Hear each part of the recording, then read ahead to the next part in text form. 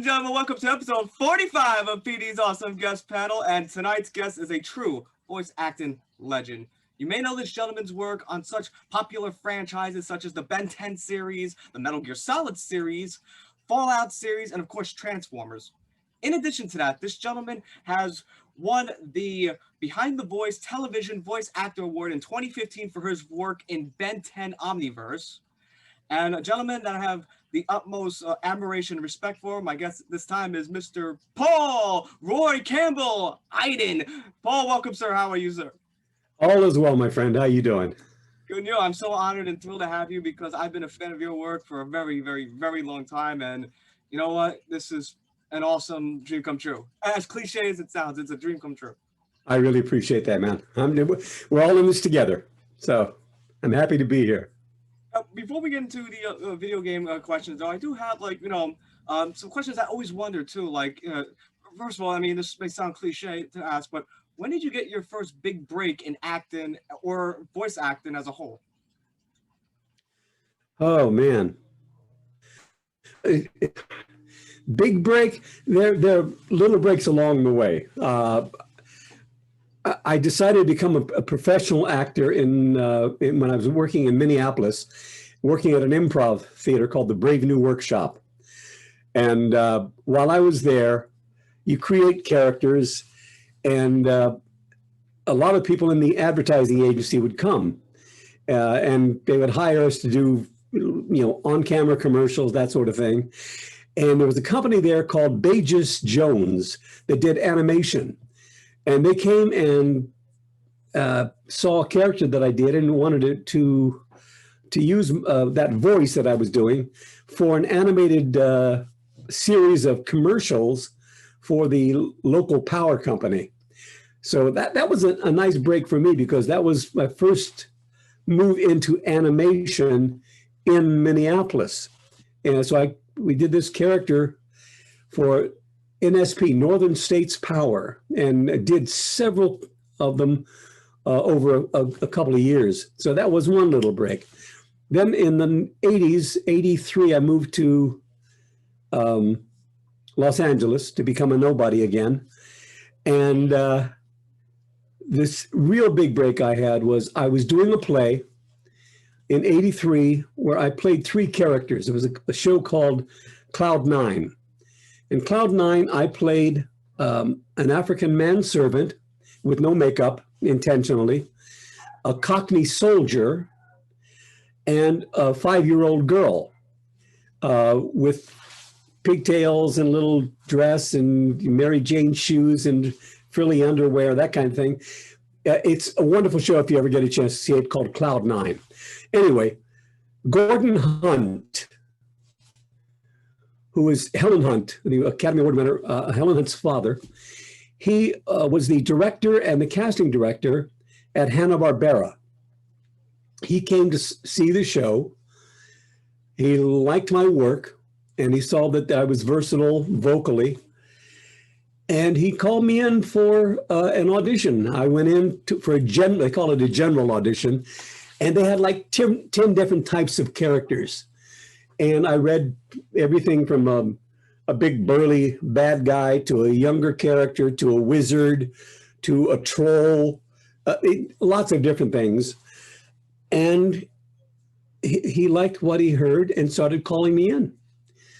So that was the real big break, because from that I ended up doing Sky Commanders, the GoBots, Johnny Quest, being on the Jetsons, and the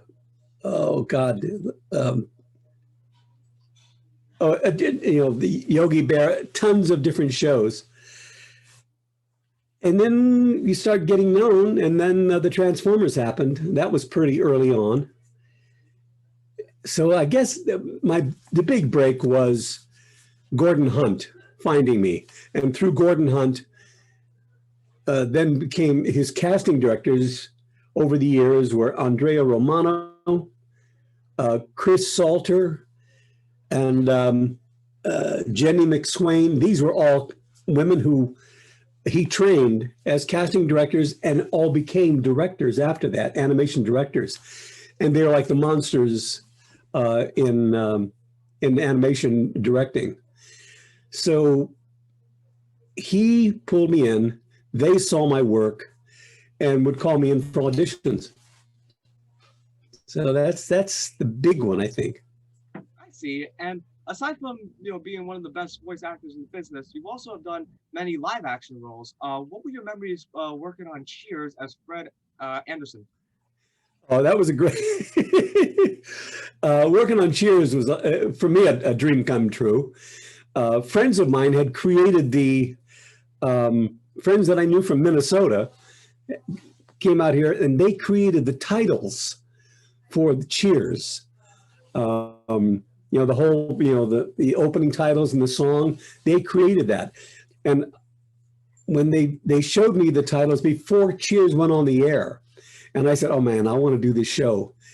And when I finally got the audition and got an opportunity to be on the show, it was very cool. Except it was at a point where, I'm going to tell some inside stuff. Everyone was really kind. I had a great time. Everyone was sweet as they could be. But there was a little thing happening. This was the last year that Diane was on the show. And so the two leads had this little competition was happening. She had a history of always being the last one to be ready. So the crew would be ready to go and they'd have to wait for her to come out. So this time the scuttlebutt was, now I don't know how true it is, but the scuttlebutt was that Ted Danson had decided, no, she's going to play that. I'm going to be the last one coming out. So we ended up waiting and waiting and waiting to shoot because they were having this little, thing going on between the two of them. It all works itself out. It happens all the time in the business. But for me, I had a great time working on the show. They had this huge spread of food. I don't know how much money they spent on this incredible buffet of food. And we had to watch all day long and into the evening as it got kind of weaker and weaker looking, because a lot of it was fresh shrimp. And everybody wanted to have some, but they knew they would end up being poisoned themselves with this old food. Anyway, it was a great time. Awesome. Now, aside from playing one of the most kick-ass colonels in video games, you also have played a judge. What were your memories working on CSI Miami as Judge Porterson? The nicest thing that happened on that show was when David, the lead, after we had a couple of rehearsals, he said, you've done a lot of judges, haven't you? And actually, that was the first time I played a judge. So it was like really cool that he thought that I'd been doing this a long time. I played a lot of lawyers, good lawyers, bad lawyers, doctors, good doctors and bad doctors, but never had done a judge before. So for him to think that I had been playing the judge a long time was really cool.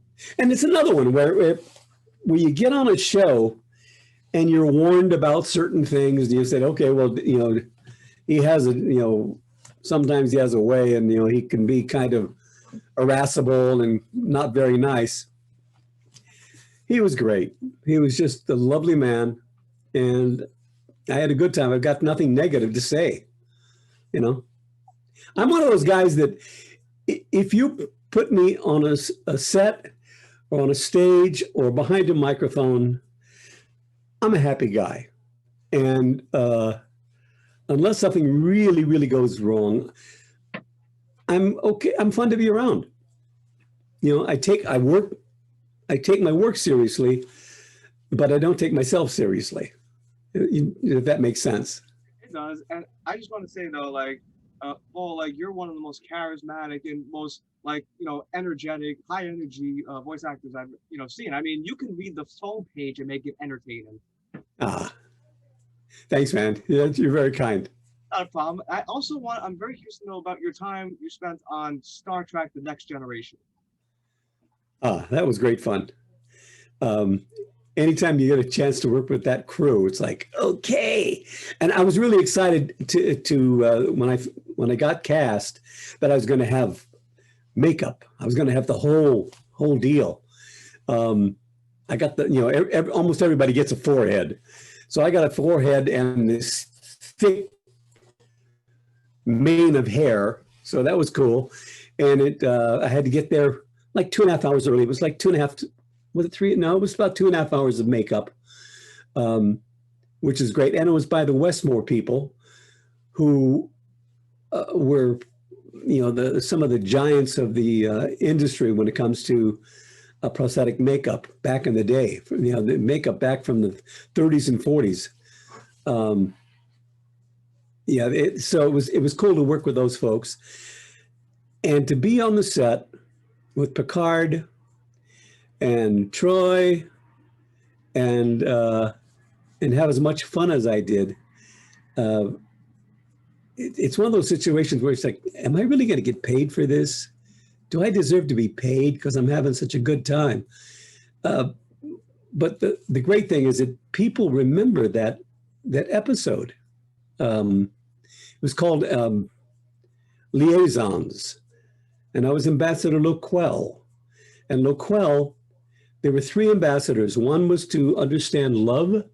One was try to understand, was it conflict?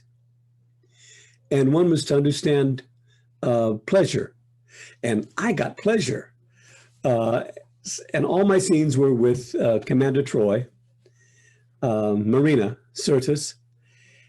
So that was not hard to do, to be able to work with her all day for several days. And my job was to understand pleasure. So we played games. I ate chocolates and had lots of desserts, and got to drink this incredibly strange looking orange liquid, which was actually basically Tang, and it was great fun. Interestingly, a couple of years ago, I did a convention in New Zealand, and Marina was there, and we hadn't seen each other since we did the episode. And I didn't think she would remember me. How many shows did she do, and how many actors did she work with? And I reminded her of the episode, and she said, "Oh yes, I remember the dessert." And I said, "Yes, have the dessert." And I'll tell you, there was a scene that was cut out. It wasn't cut out. They decided at the last minute not to shoot it. And I thought it was a sweet scene, but it was kind of weird. So they said, okay, we can't shoot it. Originally in the script, my character, who was on our planet, we are born fully formed in a natal pod. There's no from baby, and grow up. And I'd never seen little people, little children. And my whole thing is, we've just finished eating all this dessert and having all this pleasure. And I look and I see down at the end of this corridor, a woman with a little boy. And I go up to him and I'm looking at the little boy and I'm turning him around. It's like, oh, and I said, what is this? And Marina says, oh, that's a child. And I said, oh, can I eat it?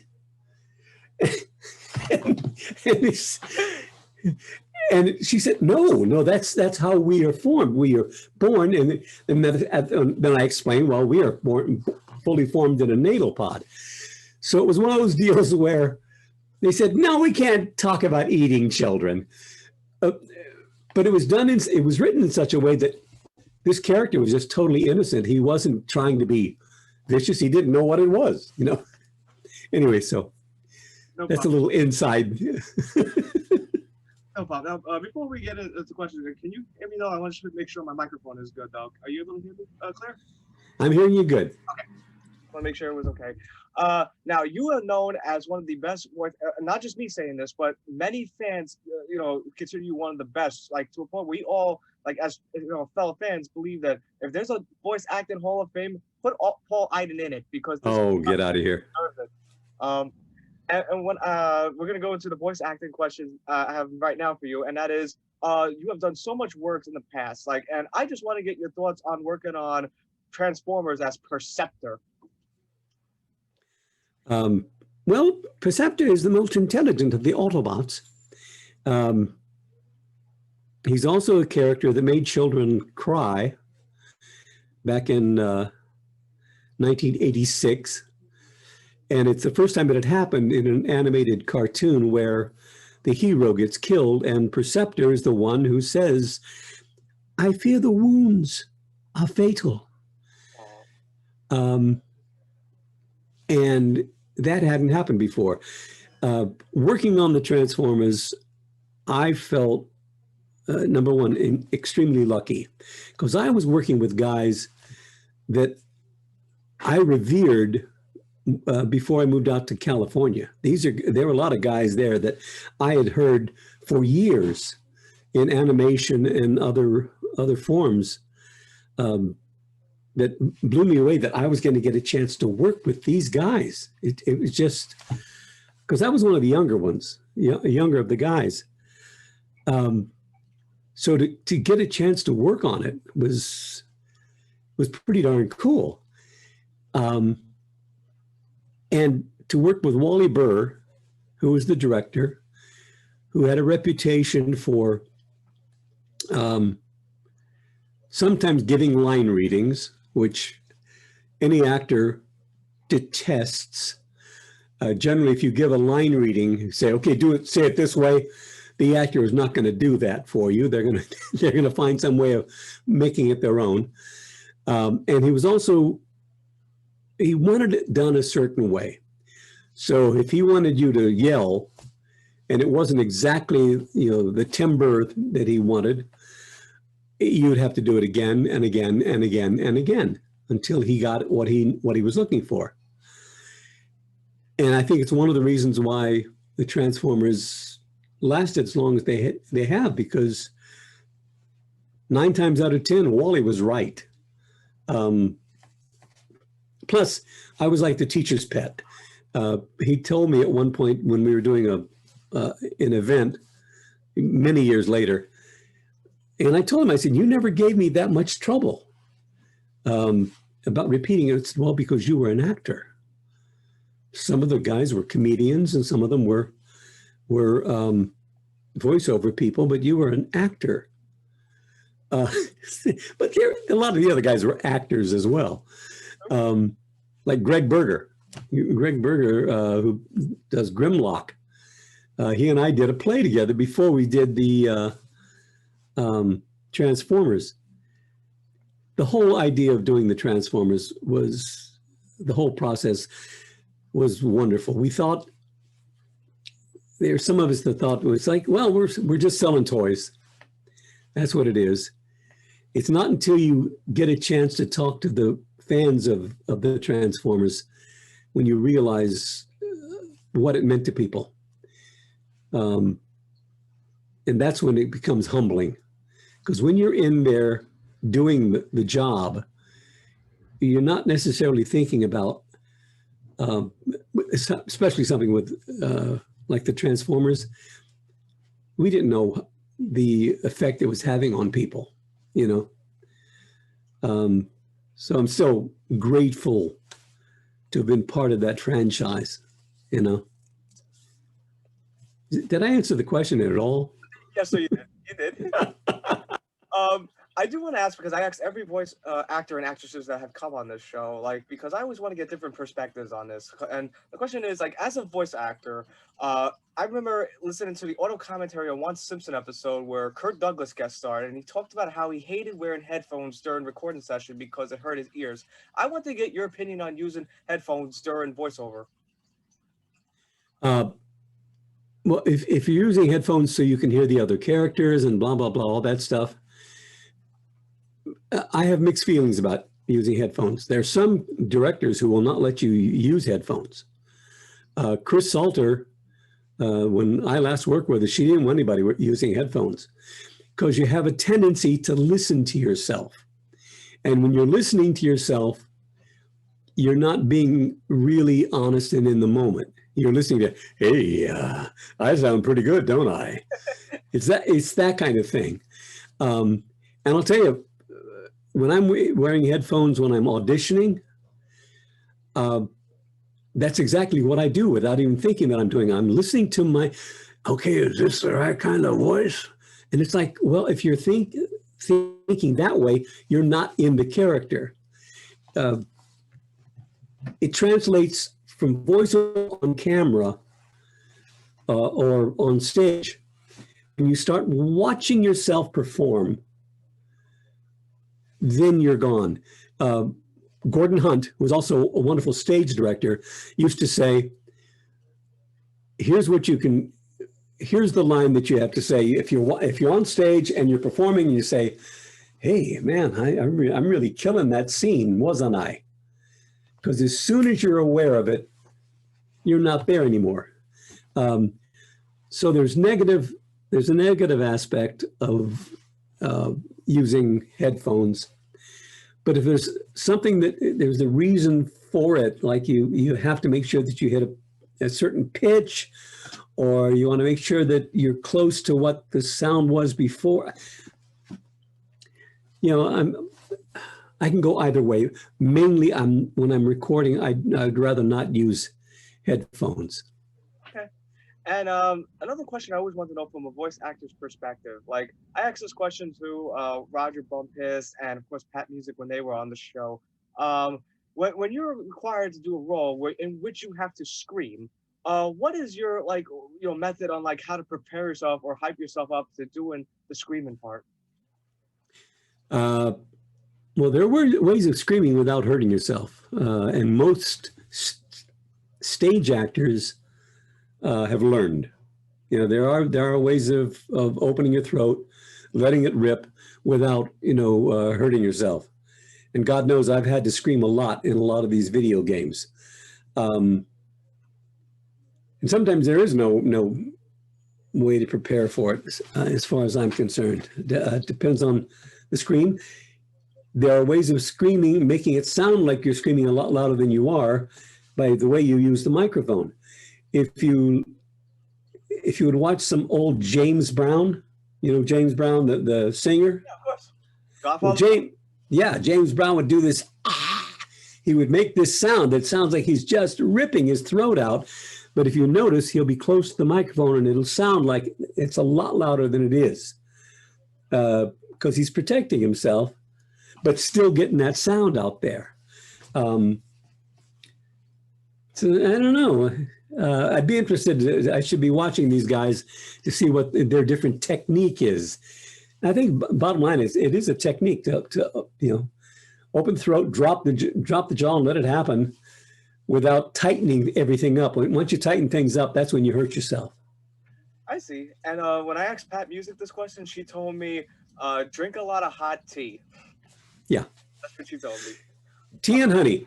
And the next day, that was one of the bad things about the Transformers, because there was so much yelling. And they used to have us, it used to be an 8-hour day. They could have you do one cartoon for 8 hours. And by the end of the 8 hours of yelling and screaming, your throat is wrecked. Doesn't matter how good you are. And so the next day you can't work. Sometimes 2 days you can't work.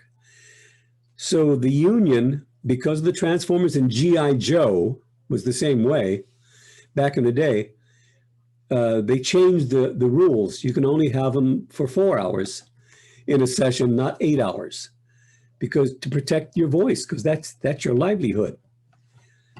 So that's what happened with all the screaming with G.I. Joe and Transformers. I see. And I do want to get about your time working on the Toxic Crusaders. One of my favorite shows of all time. A great cast, great director. Susan Blue directed that.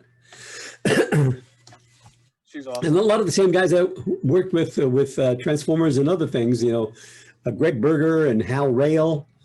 I loved that show because it was so stupid. It was over the top, unabashedly over the top. Everybody had a moment, and everybody had to, it had to be said, I think it was in the contract, it had to be said at least twice in every episode. Somebody had to say, let's see, my character was No Zone.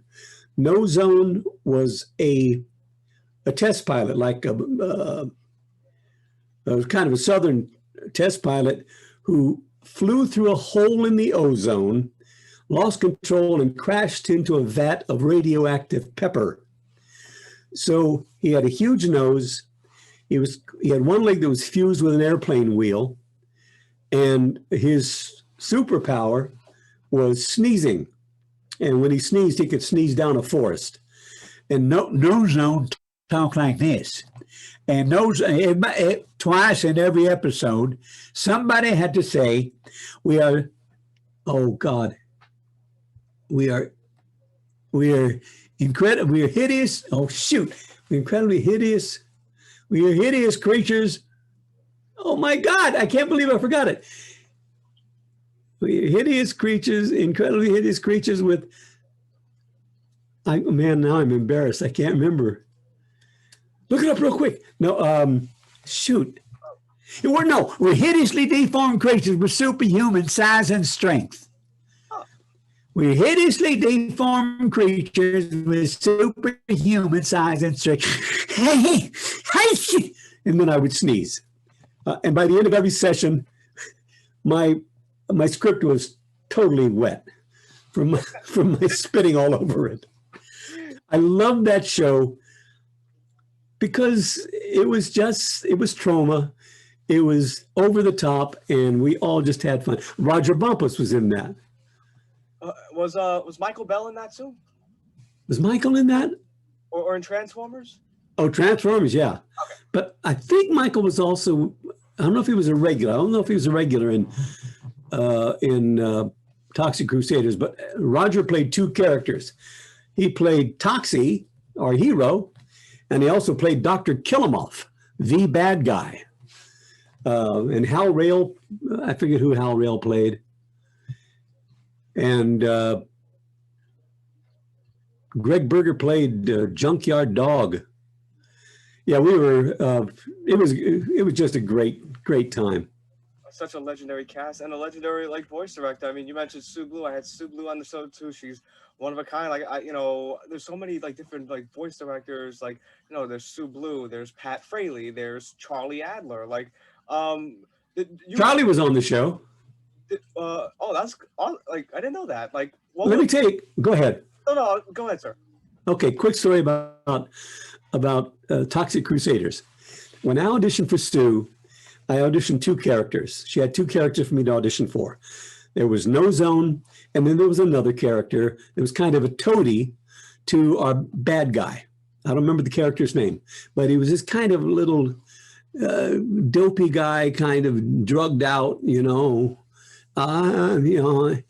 I did this voice. I can't remember exactly what it was right now, but it was based on an actor that I'd seen in the 70s who always played these drugged out guys. And when I did the audition, Sue said, "Oh, Paul, I love that character. Who are you doing? It sounds so familiar." I said, and I told her who I was doing, the guy's name. And she said, "Oh, it was so funny." I said, "Oh, great, thanks." So I thought I was going to get that one. When I get to the session, I get cast as No Zone. And when I get to the session, the actor whose voice I did, who I was mimicking for the audition, was sitting there. She had reached out and got him to do that character. So I got him a job because I'd done the character. And I've told this to Sue. I said, it just cracked me up that this happened. And he was wonderful because he was that character. I mean, that's just who he was. The only problem was he hadn't done voiceover. He was a movie actor, and he just, she'd say, we got to pick up like a second. You got to do it a little, like a second faster. And he just couldn't do it. So our sessions lasted a lot longer because he just didn't have the facility for it that way. But his character is very funny, and he was a great guy. He just passed away a couple of months ago. Sorry. Anyway. I do want to get about your time too, of course. You were on SWAT Cats as Dr. Enzyme. Your time on SWAT Cats. You know what? I don't remember that much about it, except, oh God, who was SWAT Cats? Charlie Adler was one of them. And wait a minute, no, it was Charlie and he. Jim Cummins? Was it Jim? Was it Jim? Was one of the other? Because I thought it was one of the guys who was also one of the original Ninja Turtles. You mean Townsend Coleman or Rob Paulson? No. Try one more. Let me see. Not Barry Gordon? I think it was Barry, wasn't it? I'm gonna look right now just to make sure. Yeah, Barry Gordon. Thank you very much, ladies and gentlemen. I'll be here all night. Good man. Remember to tip your waitress. Yeah, Barry, who is also a wonderful man.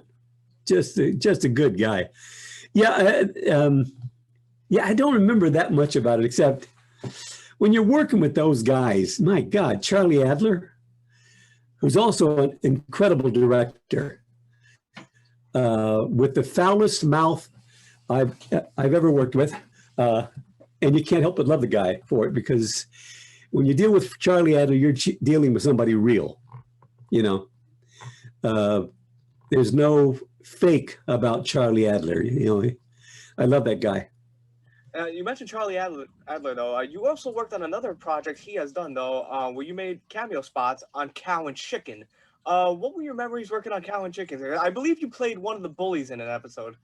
I don't remember that well, but I remember Cow and Chicken was such a stupid. Again, those really dumb shows are the ones that I love so much. And Charlie's characters were brilliant. There's Cow and Chicken, and there was Cat Dog for a while. Oh, that's another good one. Yeah. Just some fun stuff back in the day with the Hanna-Barbera stuff, you know. Cool. And you've done a show where I had one of my former guest stars on my show, Justin Shankro, I believe, Picket Fence. What was your memories working on Picket Fence? Picket Fences was a live action show that was so wonderfully written. And the cast was just amazing. A group of people. Fivish Finkel, who at the time was probably in his late 70s, had been in with the Yiddish theater, a great character actor, and oh God, what is his name?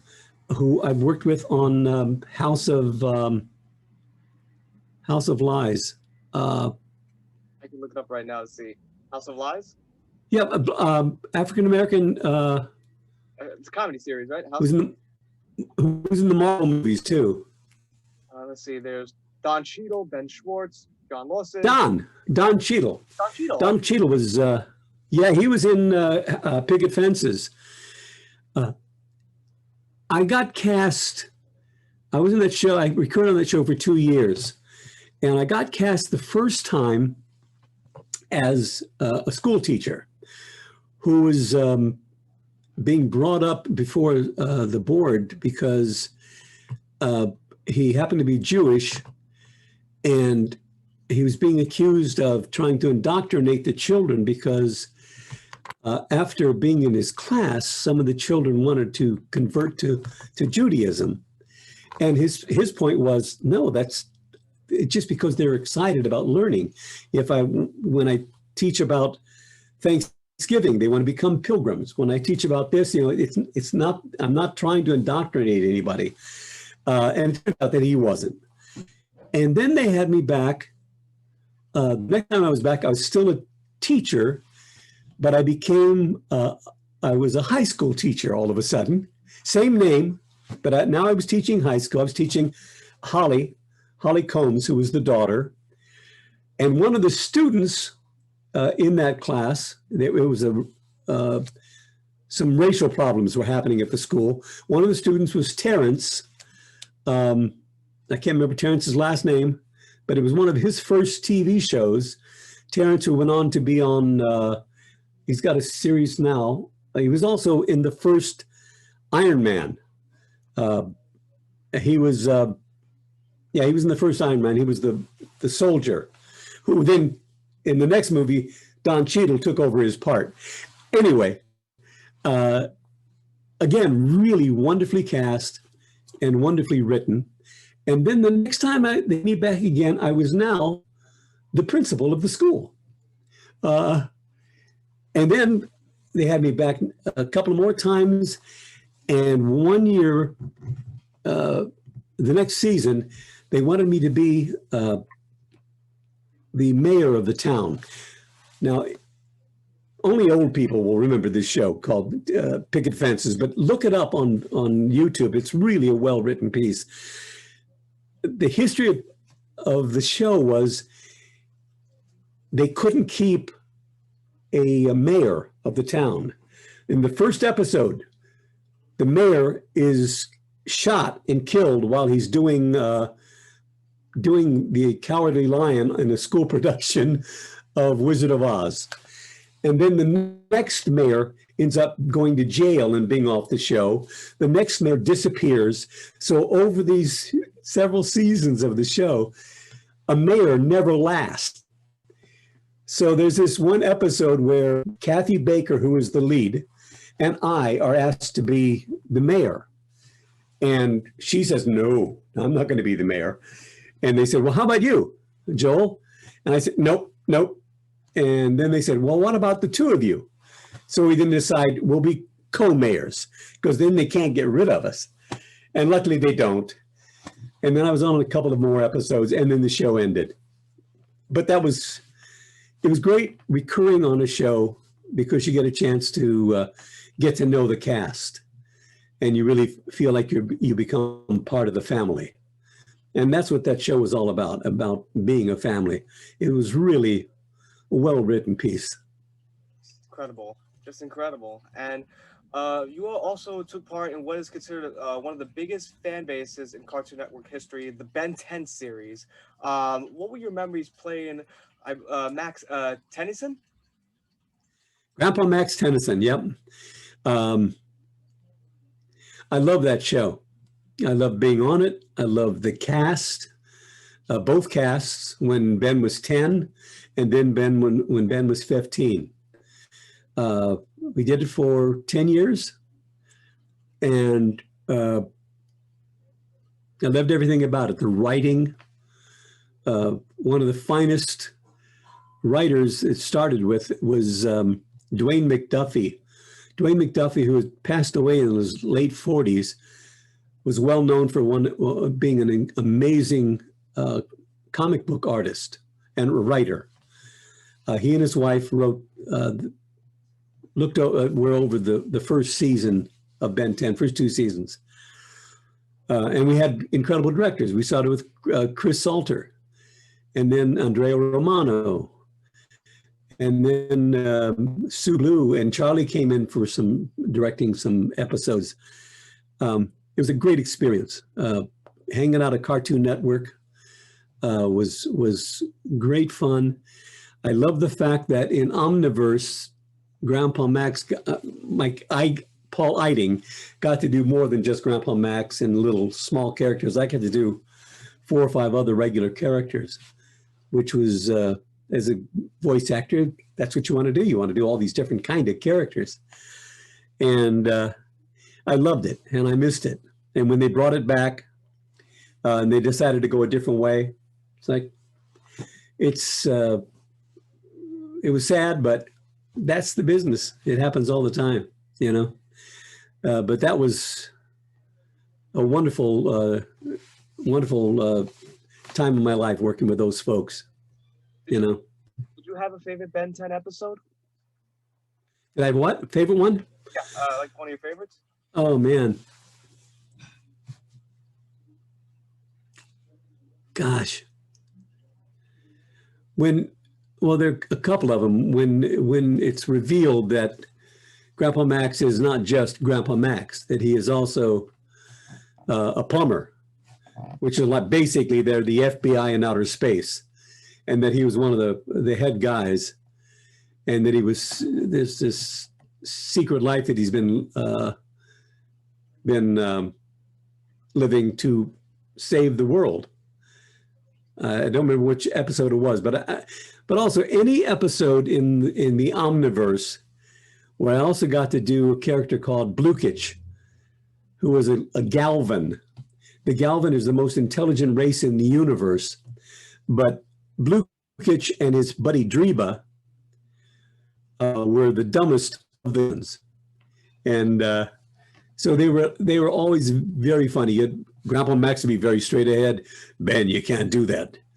And Dreba would be, he talked like that. Yeah, Blukich and Dreba.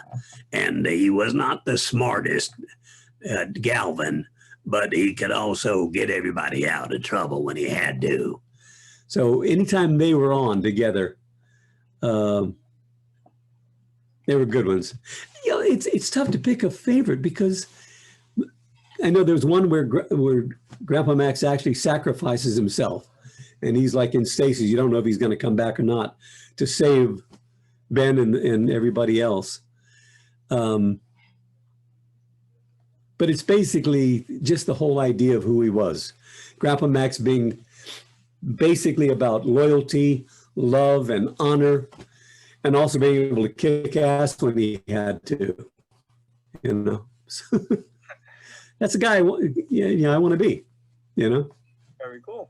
And I do want to talk about one of my favorite games that you appeared in. Aside, we're going to talk about Metal Gear very soon, but one of my favorite roles that you've done in video game will always be Fallout 3, where you played so many characters. I think you were half the male characters in the game. Like, you played Evan King, you were Arkansas, you were Tinker Joe, you were Abraham Washington, you were Nathan. I want to get your memories on doing the Fallout series. Working with those folks was really wonderful because there are times when you work on a game and they'll bring you in and they will try and squeeze every ounce of energy and vocal strength that you have out of you. And they know, okay, we got them for 4 hours, so we've got to use everything we can use. We got to get everything in right so we don't have to for another session. These folks were never like that. They treat you like human beings and like you're part of the family again. So I loved working for them and with them. In the Fallout series, it's there's a reason why it lasts, because it's so well done, and the worlds are so real, and you can keep building and keep growing. With that piece, when they told me all the different characters they wanted me to do, I thought they wanted me to do a lot of different voices. But they said, no, just change the attitude. A different attitude for each one will do it. Well, I did a little difference in the voices here and there. And then I told my agent what had happened, and they said, well, you know why they did that, don't you?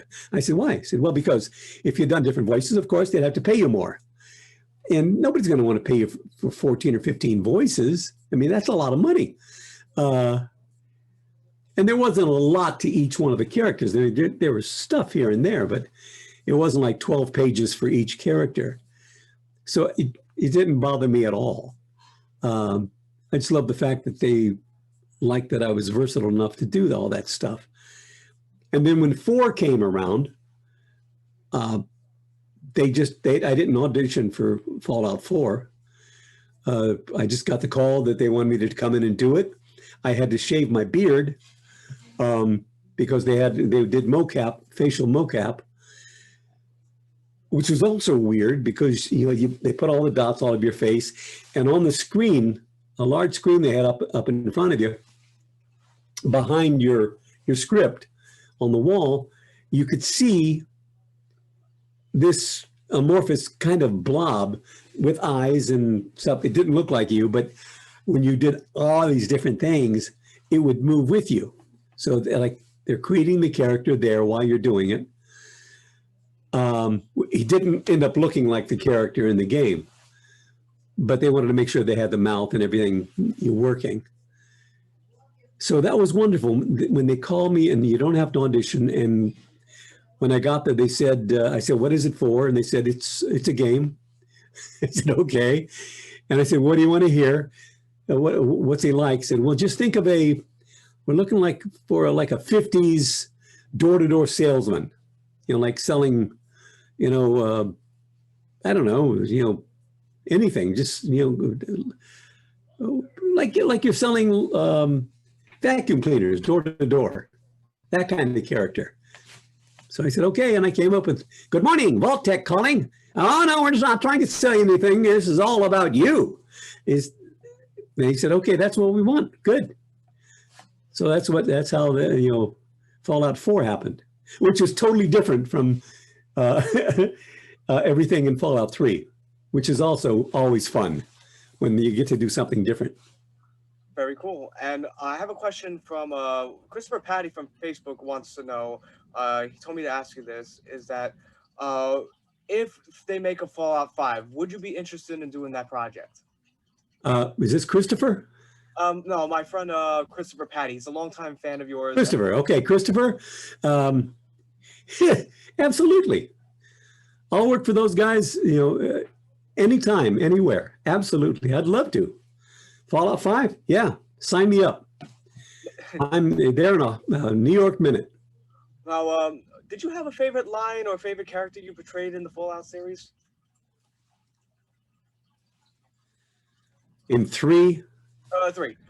Yeah, to be honest with you, I don't remember any of them. Do you? I just know the characters. I would have to replay the game to know what the characters were. I mean, what the characters. That's what I'd have to do. I'd have to go back. Listen, I just got somebody asking me to do something for them for a game called Dark Cloud 2. And I played a character called Cedric. And I'm going to have to go to YouTube and find it because I don't remember. I think you said it was 2006. So I'm going to have to go. I'm going to have to go back and find him and see and let it, roll around in my head to say, okay, oh yeah, now I remember. Because it's hard. You do a lot of different things and it's hard to remember them all. In fact, when I first did my first convention, my first con was for a Transformers convention. And I knew people were going to ask me my favorite episode. They were going to ask me things about recording the show. And I felt like I owed it to the fans. So I went back and I watched all the episodes to try and bring up memories of what things were like. And it really helped. And I just felt that was my job. If people are going to come and see me, then I better do my homework. And, I didn't want to just say, I don't know, it's so long ago, I don't care, you know it better than I do. So, do you know what I mean? So that's what I've got to do with this Dark Cloud 2. I would definitely, you're going to rock. I mean, like every role you do, you're going to totally nail it. My fingers crossed. And now there's many fans that say you have when doing voice acting, you have a powerful commanding voice. And where I'm getting at is that one of my favorite characters you do, Colonel Roy Campbell. I want to get your thoughts on doing the first ever Metal Gear Solid game, which I used to watch my father play as like a kid though, like, and then I started playing it. When I was 13. Like those were the best times in 2003, playing the first ever Metal Gear Solid game. Of course, I have the other three originals like Twin Snake, Sons Liberty, of course, Snake Eater, which you've also been part of all three of them. I want to get your thoughts on working on that 1998 PS1 Metal Gear Solid because, and before you answer that question, I do want to ask one question. Yeah. Colonel, can you hear me? Loud and clear, Snake. Snake. Is everything all right? Snake. Snake. Snake! Did I peak the meter just now? Oh, you did an amazing job, sir. Okay. Performance. And I do want to ask before I actually your time on this. I always wondered this as a kid because I know most of in this game takes place in a heliport and a snowfield, but I'm just observing this as the audio on an audio level. Like, was this recorded at an airport? And I ask that all seriously because when I hear a Snake talking to Colonel Campbell on the codec, it sounds like they're in an airport. No, it was recorded in a house in Hollywood near a very busy street. It wasn't in a studio. This was before. It wasn't done in a studio. It was basically an empty house that had no soundproofing in it. So every time an airplane would go over, or a motorcycle would go by, or it was trash day, we would have to stop. The acoustics, we were in the room together, which was wonderful, Snake and I.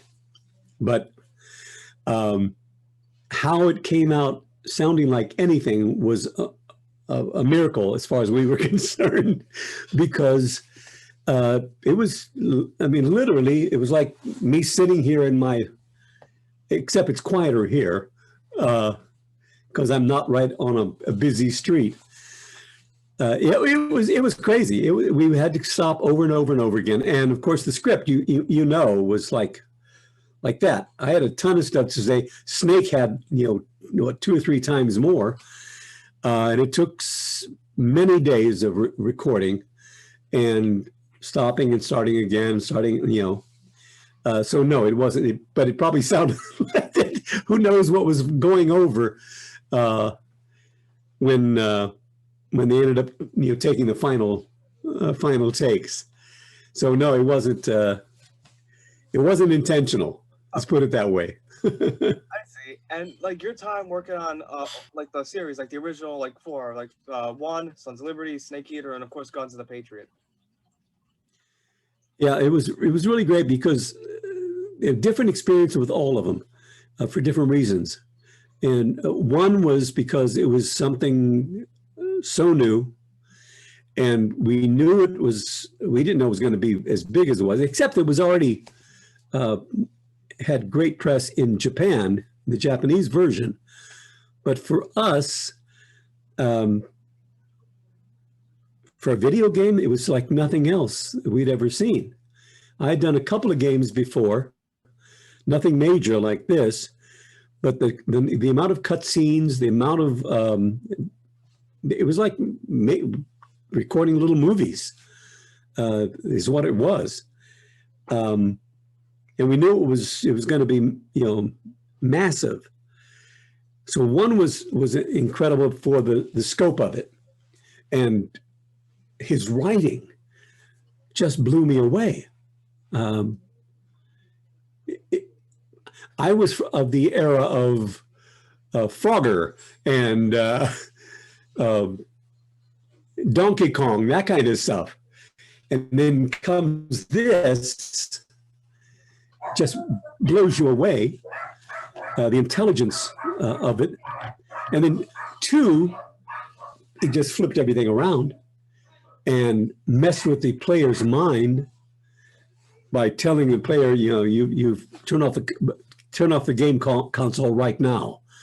And so many people who played the game were young guys, did it without thinking, because that's what the colonel said to do. You stop, you turn it off. You've been saying that a long time. And all the weird things that he says and the prescient information you hear near the end of the game, talking about where we are today with all this extra information that everybody has their access to, that means nothing really, but just fills up our minds and fills up our whatever. I don't want to get political about it, but that was an amazing piece. And that was the only time I met Kojima. He came for that game, and we never really talked because his English wasn't good yet, but he gave a lot of thumbs up, so I knew I was doing what he wanted me to do. So that was a good thing. And then I'll jump to 4, because there we actually got to see some of the mocap and match our words to the mocap and movement with the mocap. And then just Snake is old Snake and Campbell and getting together with Meryl and the wedding and all that stuff. It just tied everything together so well. And there was just a different feel to the, God, you're taking me back, man. And being able to work with all those guys again and again and again, especially David, because David is not just a massive talent, but he's just a good human being. You know, that's one thing that throughout my career in voiceover, especially, is the number of good people that you get to work with. There's some turkeys in there, some guys that, I wouldn't bring home to mom. You know what I mean? I know. Just, and I wouldn't introduce my daughters to. But for the majority of the guys that I've worked with are just, and men and women are just classic human beings. And that's what I want to be around. Very cool. And understandable and very cool. Like, I do want to get your thoughts. I mean, not thoughts, but I want to know, like, I always wanted this as a kid, though. Like, you created 2 of the most popular terms used today in video games. One is 5 simple words, lolly, lule, lo. And of course, I need scissors, 61. Here it's amazing when the famous purple stuffed worm in Flapjaw's space with a tuning fork does a raw blink on Harry Carey rock. I need scissors, 61. Yeah. Was that all you improvising, or was that part of the script? Oh, I wish I could say it was me improvising. No, it was all the script. The last day of recording, I thought I was all done, and she said, "Nope, go back in the booth." They handed me a sheet of paper, 8x10 sheet of paper, and had all this stuff written on it. Lolly Lila Lo, and I need scissors 61. And I was driving home last Thursday, and there was an orange light in the sky. All that. I'm having a hard time with my, finances or whatever. I figure what that one is, and all the Japanese train station names, all those names. All of that was on a sheet of paper at the end of the day. Everything was done. And she said, "Just read this." And I said, "Okay, what do they mean?" And she wouldn't say. She just said, "Don't worry about it. It'll come clear later." So I was kept in the dark. I didn't know what was going on totally. I knew that something was amiss. Campbell wasn't, they wanted a little different voice for Campbell, a little rougher around the edges. But they weren't totally upfront about everything, which was great. She said, "Just have an attitude about each thing." So I did everything a couple of times, and then they picked what they wanted. Oh, I see. And yeah, I wish I could say it was, yeah, I just made all that stuff up. I really loved your delivery too in the Super Smash Bros. Game, but where like Snake calls Luigi, and then you say, "Come on, Snake, he's the king of sucking bananas." Yeah. Brother, always a kid, brother. That was fun. Yeah, when we got a chance to do that kind of stuff, it was like, oh, great. And his power or superpower is farting or farts or whatever. I forgot what the line was. Like, oh, he uses garlic to fart, like his power to use farts to propel himself. Right. Oh, To have Campbell saying that kind of stuff is like, oh, great. I love that. did you have a favorite Campbell line or scene from any of the Metal Gears?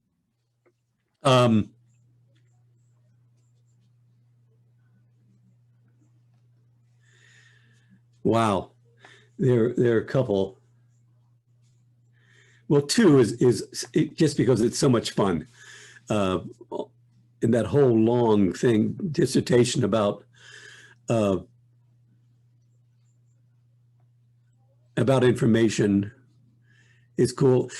You know what really it still hits me is the end of in 4 when with Meryl, when he goes in and Meryl pulls the gun on him and he takes the gun and he moves it up to his head. Is it up to his head or to his chest? I think it was the head. Yeah, he moves it up to his head because he feels he deserves it for what he was, and she ends up saying, "You're gonna walk me down the aisle." Yeah, that one gets me because I'm a dad. I guess because I have 2 daughters. You know, yeah, for me that was a powerful moment. I really. One of my favorite scenes that you did, though, because it was so, I mean, aside from your work into when Colonel Campbell, you find out he was artificial intelligence and he was dark, I mean, which I think is very comparable. Like, your acting in that was very comparable to Heath Ledger and Joaquin Phoenix's Joker, how dark Colonel Campbell could be. And that's a compliment, too, because I loved Heath Ledger and Joaquin. Oh, God. Yeah. I love the scene at the very end, like near the very end, where like he cancels the bomb and run, and then at the end of the game, you're like screaming in the background, you're going, "What are you doing?" Like, I loved how like you performed in that scene, though, like, because the way you delivered and how you emoted when the Secretary of Defense Jim Houseman took over, when you were screaming, right, "What are you doing?" Like, I just loved how you like emoted in that scene. Oh man, I appreciate that. That's again, that's Chris Salter, the director, who gets that out of you. If you have a good director can make an actor better. A bad director, then the actor's on their own. But Chris Salter, if you ever get a chance, get her. Absolutely. Because she's a brilliant director. She directed every Metal Gear. She directed not Superman, Spider-Man, the last Spider-Man game. She's directed everything, you know. Yeah, so if you ever get a chance to interview her, jump at it, because she's a good one. Definitely. And I definitely want to say one of my also favorite lines too, because of just how it came off like you weren't reading the script. It came off like if you were actually doing this in person, though. Like when you said, now that there's no holding back on Metal Gear, he's going to do whatever is necessary to cover up the truth of what really happened here. Like the way you said that line, it didn't feel like a script. It felt like I was watching something surreal.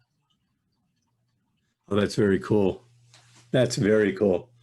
I appreciate that, man. That means a lot. I really thank you, Petey. Absolutely. You're a true legend. Like, I've been a fan of you. I mean, like, talking to you, talking to you I feel like I'm 8 again. Like, and that's a good thing. You know, it's like, but well, the whole thing about, for me, the whole thing about acting, especially voice acting, is exactly what you just said. If you can say something and make it sound like it's the first time it's been said, or the first time you've said it, you know what I mean? So it doesn't sound like it's read. So it doesn't sound like you've thought about it. Because in real life, I have no idea what I'm going to say next. It's just coming out. You know what I mean? So just like right now, if you can do a video game or any acting that it sounds like it's the first time you've said it ever in your life, then it works the way it worked for you. I appreciate that. Not a problem, man. You know what? And to this day, when you did the scene with the Secretary of Defense Jim Houseman, where where you get like, what are you doing that scene? Like, as an 8-year-old, I was very scared of that. I was terrified of that scene. Like literally, my heart was like tensing up, and I had like the bug eyes. I was like, holy shit, what's going on here? Wow, that's very cool. Absolutely. And Christopher Patty also wants to know, with the rumors circulating around the internet on the possibility of Konami doing another Metal Gear Solid remake, do you have any interest in doing voiceover works for other potential remakes, such as the classic Metal Gear games, like the MSX Metal Gear 2? I would do anything that has to do with Metal Gear. I would do anything that that Kojima had. Unfortunately, there's also a rumor that was going around years ago that Kojima said that he would never. If I was involved in anything, I don't think I'd ever be doing Campbell, because the suggestion was that since the Japanese actor who voiced Campbell passed away several years ago, that Kojima said that he would never bring Campbell back out of respect for his friend. And I understand that, and I appreciate that. But it also kind of bothers me because, frankly, there are more people who have heard the English word Campbell than ever heard the Japanese spoken Campbell. You know what I mean? Yes, I do. So it's like taking something away from the fan base, not me, but the fan base, that this is the voice of Campbell that they've known. Do you know what I mean? But who knows? If Campbell ever came back, or if any other character that he wanted me to do, in a heartbeat. I love the series. My God, there's nothing like it. I agree. It changed the way games were made. Yeah, I 100% agreed. And he also wanted to know, like, what was your reaction when they didn't use the younger version of Colonel Campbell in Peace Walker or Metal Gear Solid 5? Oh, when they didn't use it? Yeah. Yeah, I don't care. It wasn't me, so hey, I don't care. No, I'm kidding. Say, hey, yeah, they went with somebody younger. Okay, fine. Don't. I really don't. I really don't have. I'll be honest. I did not play 5. I don't know 5. Me neither. Yeah, David wasn't in it, so although Kiefer is wonderful, and he was playing, another. Anyway, yeah, don't know it. Sorry. I see. And Christopher has a final question for you. He says, what direction do you think the series could have taken had they kept moving forward after the events of Metal Gear Solid 4? Wow. In your opinion? Yeah.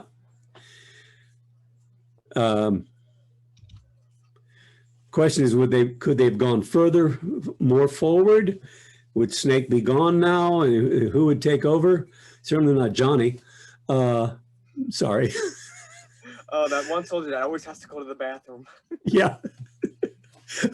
Somebody was calling. Do you mind if I swear? Oh, no, go ahead. Somebody was calling him Johnny Shit Your Pants. Not Johnny Suzuki. Johnny Shit Your Pants. I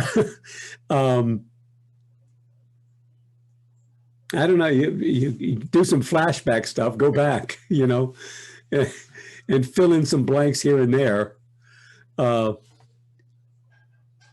Yeah, that's a question you should be asking David Hayter.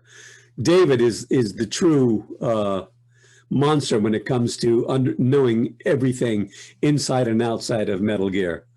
And I'm sure he has scenarios, because he's also a writer, scenarios that would take Metal Gear in all kinds of directions. I just hope something happens with the movie. I just hope it really does come to fruition. I don't know if it ever will. I see. And I do have a couple questions before we conclude, though. One is like, what was it like working with? I mean, you worked with many of the cast members on Metal Gear Solid. I want to like know, like, since she was a relative, storyline purposes, your relative, she played your daughter. What was it like working with Debbie Mae West? You know what? You want to know the truth? I met Debbie Mae West for the first time 2 weeks ago. We never saw each other. We never worked together until 2 weeks ago when they put together a panel. There were, I guess, 10 of us, 10 or 11 of us.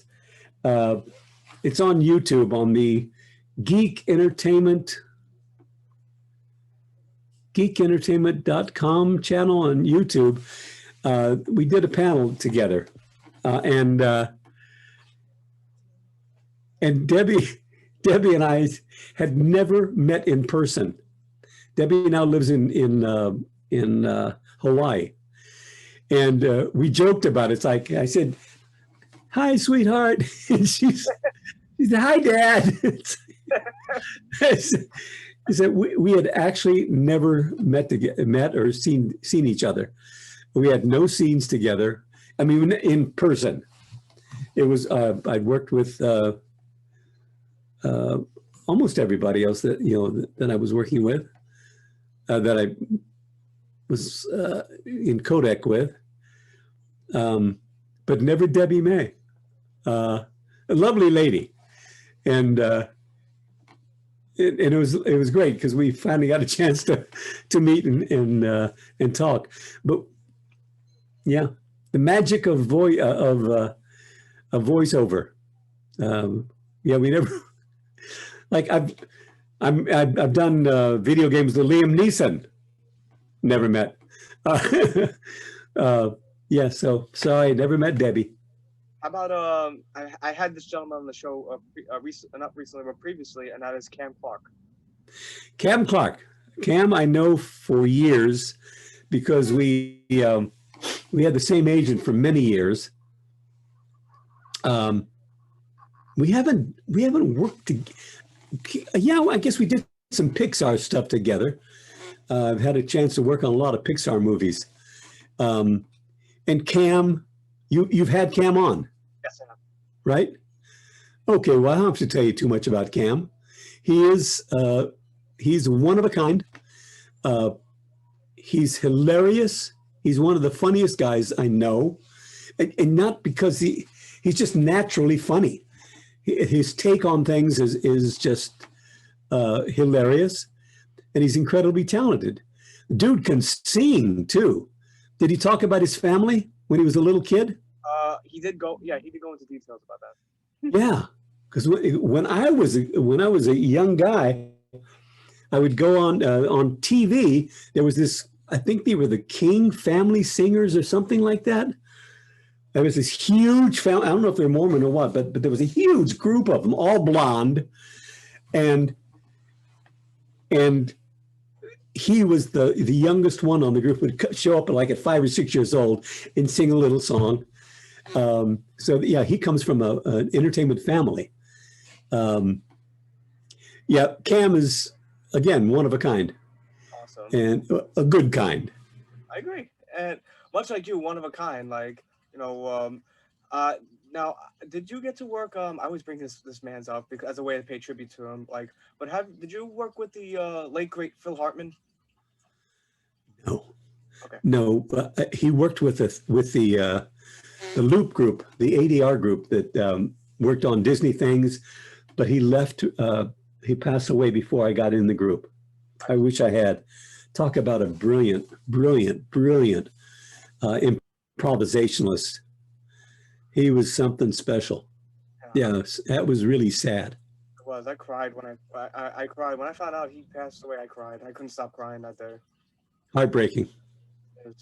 And I do want to also get your time on, of course, Adventures in Odyssey. You know what? I've done a few of them, but I don't remember it really well because I was just guest starring, and I don't remember the episodes that I did. but I'm working with people like Will Ryan and Proctor, I think was on the one I did as well. My buddy Phil Proctor, who are, as far as I'm concerned, giants in the voiceover industry. And Will, who'd been around, he was a big star before I came out here when I was a little kid. So to get a chance to, meet these guys, because Phil, Will, wasn't he at one point Pooh in the first incarnation? He was Tigger, I believe. Piglet? He was Pooh and Tigger. There you go. Way back when, yeah. Before Jim Cummings took over. And ironically, Jim Cummings took like a lot of, characters he did like originally. Like Will Ryan was originally the original voice of Pete in the Scrooge Christmas, and then Jim Cummings took over the role for Pete. Yeah. Oh, what happens with Disney? Disney will find somebody, and Jim is really the lucky one, because they hooked on to Jim, and they will give everything. Well, they throw everything at Jim first. Well, he's also incredibly talented. But that's the way it always happens. It's like Pixar with John Ratzenberger. John Ratzenberger has been in every Pixar movie. He does one voice. He's got one voice. That's all he's got. But it's so good. And they consider him their good luck charm. So I think he's in I don't think there's one that he's not in. I'm not sure. But I think he's in just about every Pixar movie. Ratzenberger is, because you get the point. Some of these guys get superstitious and say, okay, well, he's good luck, so let's put him in. But Disney used to do that all the time. They used to have this guy by the name of Thurl Ravenscroft, who ended up being the original Tony the Tiger. Great, that guy. Wasn't he also the singer for How the Grinch Stole Christmas? Didn't he sing Mr. Grinch? Yeah. Okay. He's been in everything, but so sometimes you hit the jackpot, you get lucky, I agree, and some of these names you mentioned. Would you say also that when you said John Ratzenberger for Pixar, Jim Cummings for Disney, would you say the same exact thing for Hanna-Barbera for someone like Frank Welker? Oh, yeah. But Frankie also does a lot of Disney stuff. But he was definitely a Hanna-Barbera. Daws Butler was like the king there, did everything. And because he did everything. He's also, as I recall, I think that Frankie took Daws Butler's class, and got really, really good. And Frank is one of those guys that can, he's not just a guy who has a million voices. He's also an actor. He's really good. And also one of the nicest people you'll ever meet. I hate him. So sometimes there are people who work all the time, make a lot of money, incredibly talented, and also really nice people. So you can't get angry about it. You can't say, "Oh, damn it!"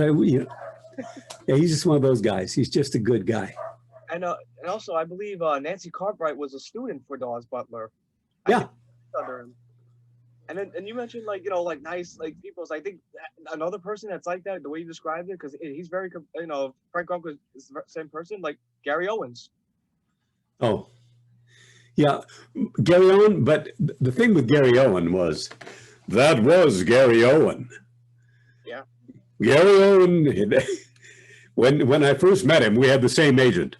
He said, "Hi, Gary Owens." It's like, I know who you are. Yeah, but that's how he spoke. But a lovely, lovely man, I agree. Again, voiceover people, just good folks. They are. Generally. You are. Yeah, I'm a prince. I'm a prince of a guy. But don't talk to my daughters, okay? You got it, sir. Before we conclude, because this is the part where I allow all my guests, because this is an open forum, you can talk about anything you like, you can say anything you want. The floor is now yours, Mr. Eiding. Wow, I could say anything I want. Open forum. Okay. Well, number one, I hope everyone is being safe out there and wearing their masks and double masking. It's been proven now that double masking can keep 92% of the COVID germs away from you and away from other people. So I'm one of those that really believes that we have to take care of each other. It's not political. Anybody who thinks it's political is really sadly mistaken. It's life and death. So that's one thing. I say a lot of times that we're all in this together. And I mean by that, number one, in the whole scheme of things, in the macro, we are all in this thing called life together. None of us are going to get out of it alive. So we might as well, number one, have as much fun as we can. Number two, care about each other as much as we can, and share what we have with one another. And as far as performers are concerned, actors are concerned, we get a lot of accolades. We get fans coming up and saying that they love our work and how much they appreciate us. And I want you to know this actor, for one, doesn't take any of it for granted. I often feel like I don't deserve it because I'm just doing my job and I'm doing what I know. And for me, it's always important for the fans to know that we are in this together. We are nothing. Actors are nothing without you. It's as simple as that. If you didn't care, Petey, if you weren't calling and asking to talk to me, I could be the greatest actor in the world. I could be the greatest voiceover actor in the world. If nobody hears me, if nobody cares, then I'm working in a vacuum. So this is a shared situation here. I need you guys as much as you need the work that I do. And of course, it always starts with the word, whoever writes it, whoever directs it, and whoever, listens to it and acts it. And so we need each other. And I just want everybody to know that I truly appreciate the support, and every kind word I get from anybody really means a lot to me. Very well spoken, beautifully inspirational. And I just want to say too, like, the premise of my show, I say this to all the guest stars I have on my show, like, the premise of this is absolutely not to make money or fame. It was never about that for me. The premise of my show was always to give my thank yous to people I always wanted to say thank you to growing up, being fans of them, watching them, like you, Mr. Eiding. Like, I grew up idolizing your work since I was an 8-year-old boy. I'm 31 now. Like, the premise of my show was like to give my thank you, my appreciation, and thank you for those childhood memories you gave me growing up. Because I can remember to this day, like, watching my father play Metal Gear Solid and seeing Colonel Campbell and all the scenes he's done. And then fast forward to 5 years later when I'm a 13-year-old playing the game myself, becoming a fan of the series as a whole. And then later on becoming even more of a fan of your work in the Fallout series. Like, it's my way to say thank you. Like, thank you for for all the childhood memories you've given me. I remember when I had Maggie Roswell on here a couple of weeks ago, she said, "Did you reach out to Paul? I mean, you should reach out to Paul. He should." And I said, I agree 100%. The only thing though is because as the timid guy that I could be, like I was very nervous to like how to ask you, like because it was such an intimidation, like to ask, like you know, the legendary voice actor Paul Eiding how to come on the show. Well, you did it, and I'm happy to be here.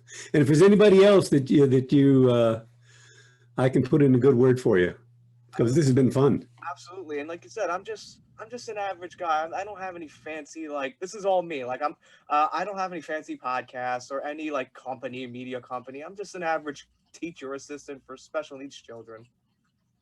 Yeah, and when you kept saying, do you charge? It's like, absolutely not. You know, I love doing this because it's any way we can reach, any way I can get to the fans and thank the fans and thank you. That makes it all worthwhile. And when you said that you made a donation, it's like you didn't have to do, but God bless you for doing it, man. I appreciate that.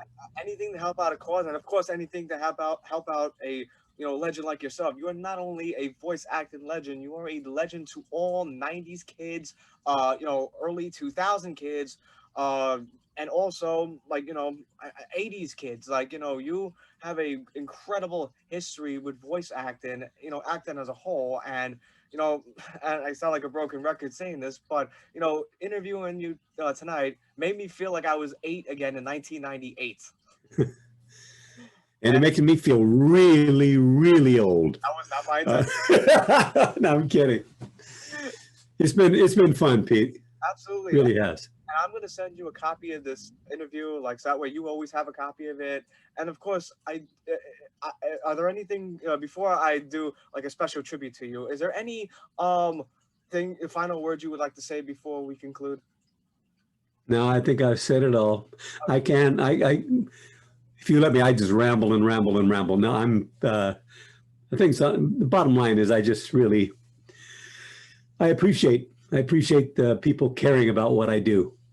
Absolutely. It means, because as an actor, if you can make people happy, make people sad, make people think, make people feel something, then you've done your job, and it's all good. Absolutely. And when you act, when you told me about the donation thing, I couldn't help but do it, not only to help you out in the cause, but because I like to help out in general, because as a teacher assistant to special needs children, I always want to do anything I can to help make a difference. Well done. Good man. And I'm going to conclude by not only saying thank you for this interview and the childhood memories you've given me growing up in the 90s, but I'm going to give you a tribute that I've waited a long time to do, and you deserve it. And that is, thank you, Paul. Thank you, Paul. Thank you, Paul. Thank you, Paul. Thank you, Paul. Thank you so much, sir. You bet, man. Be well. Be well. Have a nice night. And you, my friend, take care. And I'm serious about, let me know if there's somebody that you think you might want to talk to that I might know. I'll put in a good word. Thank you so much, sir. I appreciate it. Again, thank you so much. All right, dude. Take care. Be well. Bye-bye.